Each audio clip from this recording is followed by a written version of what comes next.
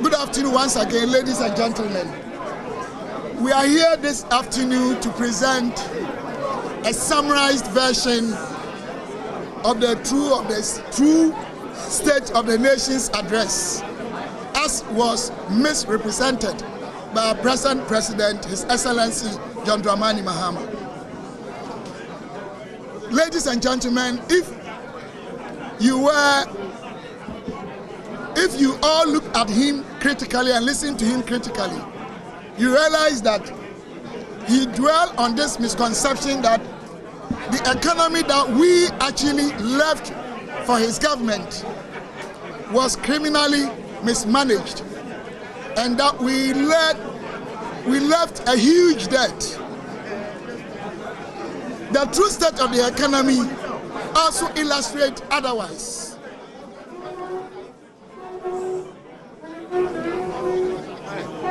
Ladies and gentlemen, this afternoon,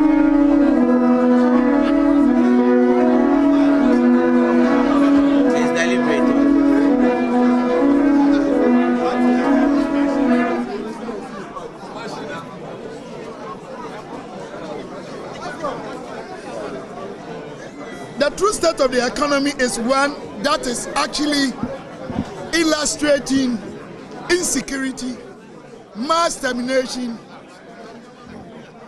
mass violations of human rights, and misapplication and breaching of our own constitution, which is the 1992 Constitution of Ghana. If you have been realizing what is going on in our country today, even public servants and civil servants who have what it takes to also access public facilities as enshrined in our constitutions are being sacked. But our president,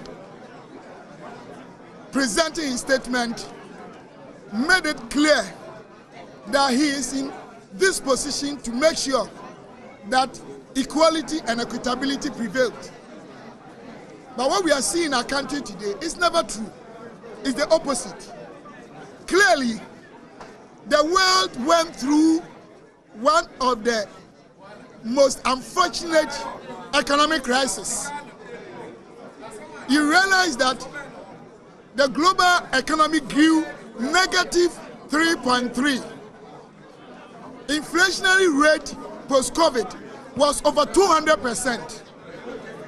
And that was the period that our economy actually went through very turbulent times and crises. So we appreciate that fact. When in the history of this country that we witness a society or a country such as Ghana whose productivity was impaired to the extent that Ghanaians were asked to stay home, but they were paid by the MPP government. Private sector had to sack over 40,000 people. Payee corporate taxes went so low that we had revenue shortfall of over 12 billion Ghana cedis.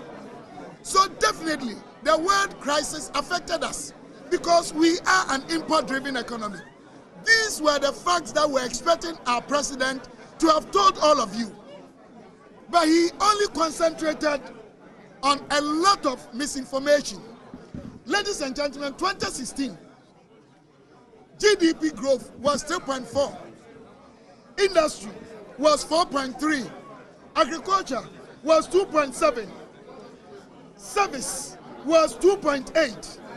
But when we were leaving power, November 2024, our GDP was growing almost twice as 2016, and that was 6.3. Our agriculture was growing 4.5. Our industry was growing 8.9. Our services was also growing 5.0.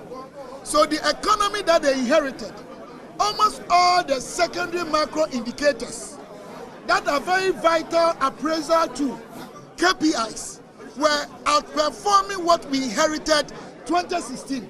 Go and check our primary balance. Go and check our trade balance. Of course, inflation rate was around 23%. We took over 15.4. Don't forget that the severity of the crisis made us have inflation rate of 54.1. But because of the prudent economic management of the MPP government, we're able to reduce it up to 23%, from 54.1 up to 22%. The exchange rate went to 54%. Look at T-bills, they all came as low as possible.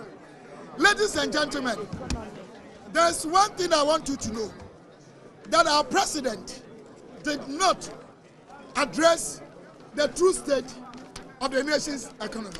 We have a lot, time will not allow me. One statement that he made that I was very much surprised was the fact that we had left billions of cedis at the defense ministry. But he failed to tell us the crisis that was looming. He himself emphasized the point that our boundaries were threatening our country. In fact, this is what I'll hand over to you. At the defense ministry, unprecedented achievements in the area of acquisition of equipment that has given us security as a country. He did not talk about it.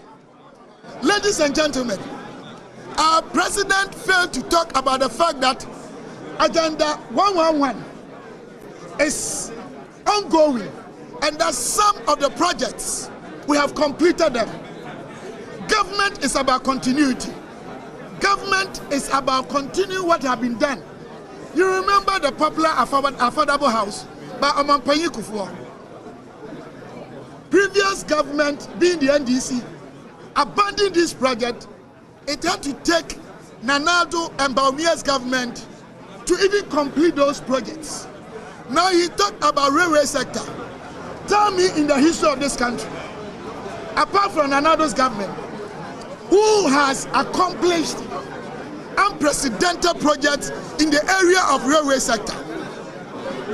Driving from here to Ho, you encounter about such major railway projects for crossing the roads.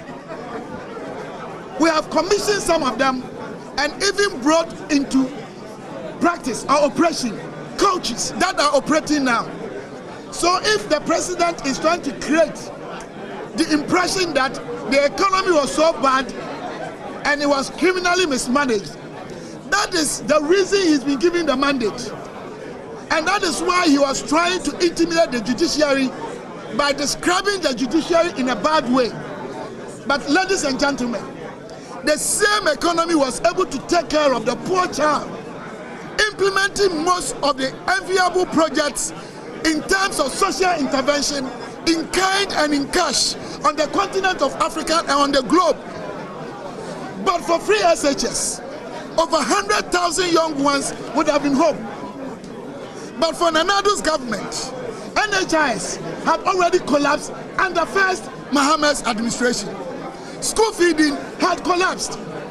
LEAP had collapsed. In fact, teachers and nurses' allowances, the most essential services in any economic jurisdiction, is education and health. But he cancelled all of them, making some of poor Ghanaians coming home only to be confronted with unwanted pregnancies. And some got into drugs. So we are saying that MPP government, in spite of the economic crisis that was unprecedented since the First World War, we've been able to restore the economy. We handed over a restored economy to the Mahama government. A working economy, operationally, it was so fundamentally correct that the economy that we left, in terms of primary macro indicators, in terms of secondary macro indicators, in terms of education, in terms of agriculture, in terms of health, they actually inherited a better economy. All the payments he's talking about, where did they get money from? Where did they get money from? Within this shortest possible time, they have borrowed almost 59 billion Ghana cedis. Only in 50 days. Only in 50 days. Less than 2 months. Less than 2 months. Mahama's administration has borrowed 59 billion, unprecedented. So all that we are telling you is that Ghanaians have given them their mandate. Ghanaians are expecting them to treat everyone, whether you are from the north or south or central part of Ghana, whether you are Nilaye or Kwame Asante or Delali or Amegashi. Ghana is one country with one people, with one destiny. Why are they even sacking nurses and teachers? Whilst in most of the communities in the northern part, Ashanti, and in the Volta region, they don't even have teachers and nurses. In conclusion, we want to tell you that in the first place, the economic figures have indicated us.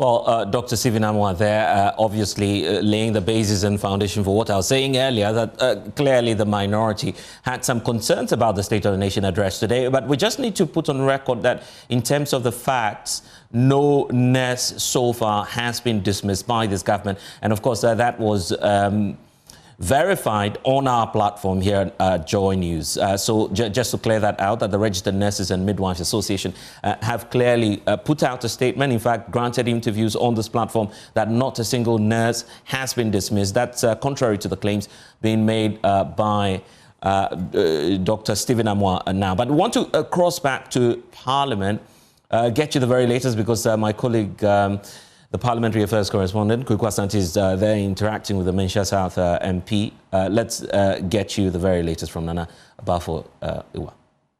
That when you even listen to the many promises he made, right, it exposes him in terms of the gloomy picture he painted about the economy.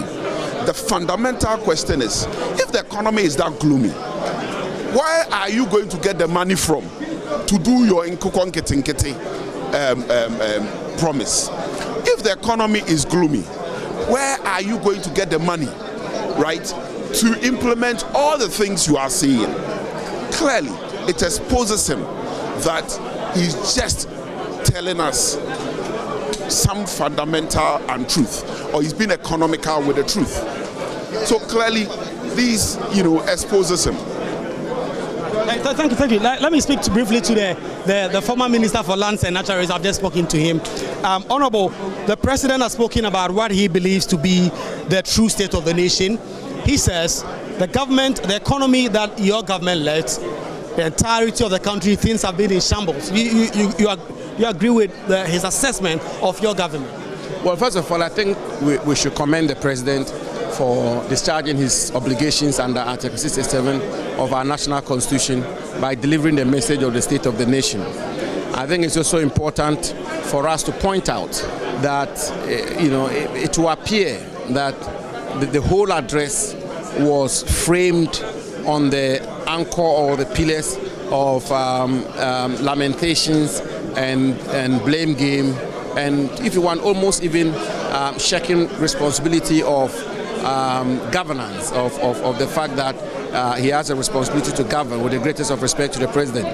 Now, I want to make the point that every government comes into office inheriting assets and liabilities. Every government comes into office inheriting some credits as well as inheriting debts. President Kufuor in 2001 inherited assets and liabilities. He inherited debts. President Mills came into office in 2009, inheriting assets and liabilities. So was it the case that President Mahama inherited same? So was it for President Akufo-Addo in 2017. When President Akufo-Addo came into office in 2017, clearly President Akufo-Addo inherited debts across the spectrum of our government architecture. So the question about there's debt here, there's debt there, there's debt here, I'm not too sure that can be a justifiable excuse for not delivering on the concrete issues which affect the Ghanaian people. Issues of healthcare, issues of education, issues of agriculture, issues of jobs, issues of unleashing prosperity and wealth for the mass of our people. So, it's a bit early in the day for us to pass judgment. He's not done even 100 days, but I will urge that the president focuses, the president and his government focuses on rolling out policies, programs, and interventions which will deal with the concrete issues of the Ghanaian people. I mean, for example, the commitment he made today that he's going to walk through his promise of establishing a women's development bank. I think it's a commendable one, and we should urge him more. If he's able to do that, I believe it will help the Ghanaian women across the length and breadth of our country. These are some of the things we want to hear. But the attitude of debt here, debt there, that it doesn't work. He has major commitments. The Ghanaian people are looking forward for him to resolve. Major commitments of cutting down taxes, scrapping e-levy, for example, scrapping the COVID levy, scrapping the betting tax levy, and so many other commitments, 24-hour economy, job creation, and so on and so forth. So yes, I want to say, but it's early days yet. He's not done 100 days, and so we will be measured in our judgment and the conclusions we come to. But I'm afraid that this address seemed like a message of lamentation or a state of lamentation address. But as I say, let's hold on, let's give him some time, let's give him some space, and let's see how he rolls out his programs in the weeks and months ahead of us. But the expectations of the Ghanaian people are legitimately very high, and he cannot fail to disappoint them. Thank you very much. That's the former Minister for Lands and Natural Resources, giving an indication of what he makes of this address. He's spoken about, John Mahama has spoken about what victory means for the entirety of the Ghanaian people, talking about the state of the nation not being good, the economy in crisis. That is John Dramani Mahama, talking about the fact that it is not his style to engage in lamentations and complain, but ultimately he is going to deliver and fix the economy. Let me talk to the Member of Parliament from Nabdam, Honorable Dr. Mark Ketsnawani. Yeah. Doc, you've heard the President. Yeah. Your colleagues in the MPP have said that John Mahama just came to complain and that they've elected him to fix problems, not to complain. Yeah, I'll say hello to the viewers of Joy TV and say that this is the best State of the Nation address in the past 8 years. Let me zero down on health and say that even before we assume work as a government, at the Ministry of Health alone, we are owing about 15 billion Ghana cedis that we've got to settle before we can work. And this is not good enough for any government. And for the past, since 2014, they have not imported any medical equipment. So that most of the government health facilities are not operating with modern machines. And come to Agenda 111, he stated that they have not been able to complete even a single one. When I say complete, you have to operationalize.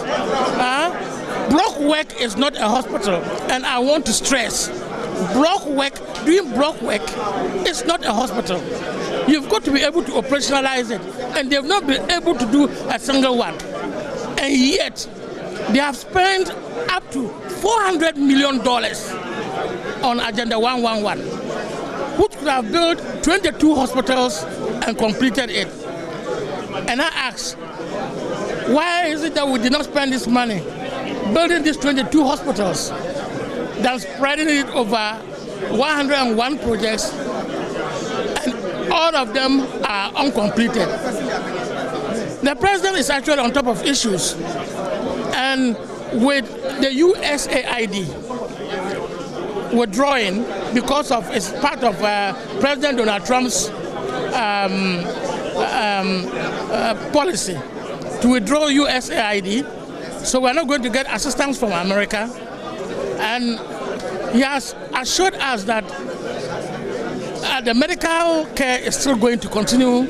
Yes, the medical care is still going to continue because the finance minister is going to give $150 million to the Ministry of Health to cater for HIV care, TB, malaria, vaccinations, and the rest Yeah.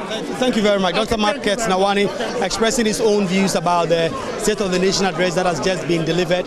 We will speak to more and more members of Parliament to try and get their reaction as to what they make of this address that was made by the President. I've seen a couple of ministers of state that I will speak to very briefly, and I'll come to you. But Honorable Minister, thank you very much. I mean, you've hit the ground running. You've been doing some work. You've heard the President, the marching orders, in terms of what you have to deliver. The MPP side have said that the President has just been lamenting and has not delivered a true State of the Nation address. What do you make of that? This is not correct. The President has been very magnanimous as to the real state of the nation. I'm sure these are going to come out well in the few days ahead when we do the economic dialogue.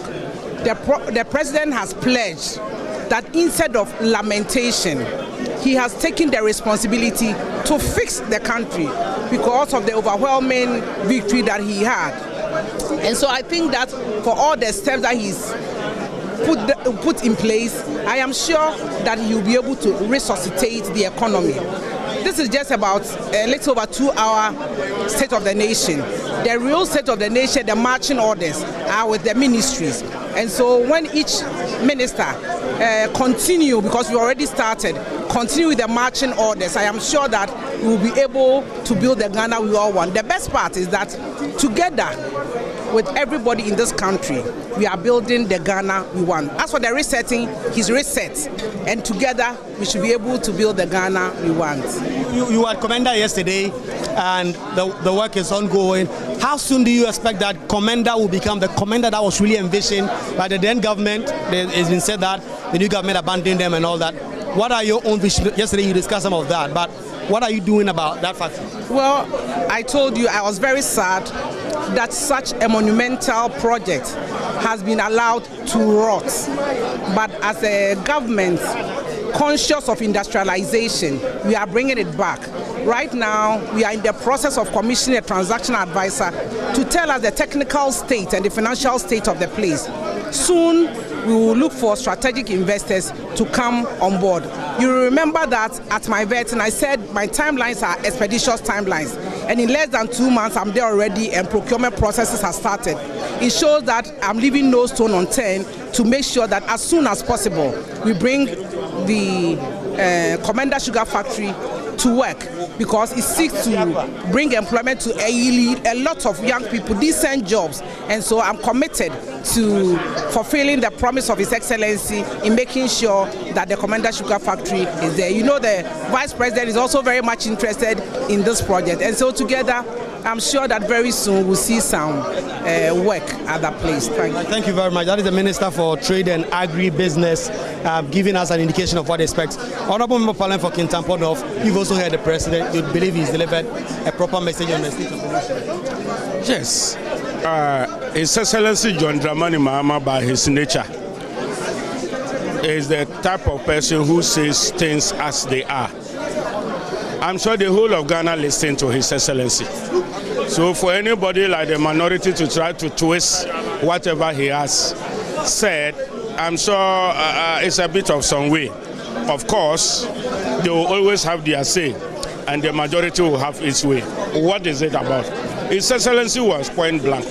When he came to education, for me, what I'm so happy about his State of the Nation today is the pronouncement that now every school building will be attached with teacher accommodation. That is my most joyful thing I lauded the President for. That is the way to go, so that teachers will be able to stay in the communities. He also targeted with the issue of 20% allowance to encourage teachers to go to the rural communities. Another very good thing to bring about.